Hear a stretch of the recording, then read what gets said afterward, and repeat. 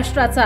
नमस्कार, मी गौरी। संध्या लाईव्ह मध्ये आपलं सगळ्यांचं स्वागत। कृषी मंत्री माणिकराव कोकाटे कथितपणे अधिवेशन कालावधीमध्ये सभागृहामध्ये मोबाईलवर रम्मी खेळत असल्याचा व्हिडिओ व्हायरल झाला होता। हे व्हिडिओ व्हायरल झाल्यानंतर सर्वच स्तरातून त्यांच्या विरोधात संताप व्यक्त करण्यात येत आहे। तसेच विरोधी पक्षांसह राज्यातील विविध संघटनांनी त्यांच्या राजीनाम्याची मागणी केली आहे। अशातच आता उपमुख्यमंत्री एकनाथ शिंदे यांनी त्यांच्या राजीनाम्याबाबत भाष्य केले, पाहूयात। शिबिर आयोजित केल्याबद्दल या जिल्ह्याचे पालकमंत्री डॉक्टर पंकज भोयर यांचं मी मनापासून अभिनंदन करतो, मनापासून त्यांना शुभेच्छा देतो। आणि हे शिबिर राज्याचे लोकप्रिय मुख्यमंत्री देवेंद्र फडणवीस साहेबांच्या वाढदिवसानिमित्त त्याचं औचित्य साधून या ठिकाणी केलं होतं। खरं म्हणजे एक विजनरी आणि अभ्यासू मुख्यमंत्री म्हणून ते काम करतात आणि म्हणून मी पंकज भोयरचं अभिनंदन करतो। अजितदादा पवार यांचे आज वाढदिवस आहे, त्यांनाही मी शुभेच्छा फोनवर दिल्यात।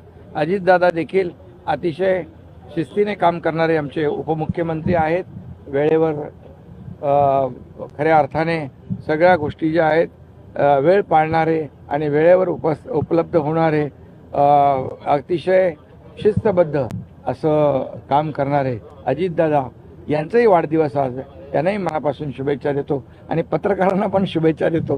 तुमचे पण डोळे वगैरे काय तपासायचे असतील कोकाटेंमध्ये काढला सत्ताधाऱ्यांकडून काढला जातोय असं बोललं जातंय। कोकाटेंचा व्हिडिओ जो चित्रित केलेला आहे ते सत्ताधाऱ्यांनीच केली असा आरोप होता। नाही बघा, आता जे काही प्रकार सुरू आहे त्या बाबतीमध्ये त्यांनी देखील स्पष्टीकरण दिलेलं आहे आणि त्या बाबतीमध्ये योग्य ते सगळं जे काय त्याची पडताळणी होईल। दूध का दूध, पाणी का पाणी होईल।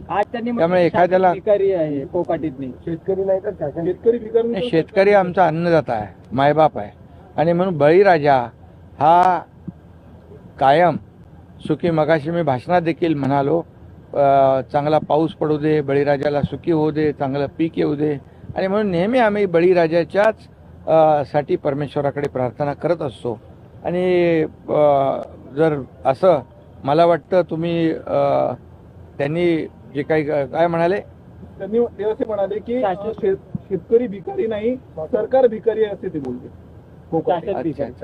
असं तर मला वाटतं ते मंत्री महोदयांनी बोलू नये, बोलले असतील तर बोलू नये। त्यांचा राजीनामा घेतला जरा माहिती करू। आता त्यांचे पक्षाचे प्रमुख अजितदादा आहेत आणि मला वाटतं एक जे काय बोलले ही वास्तवता काय, वस्तुस्थिती काय।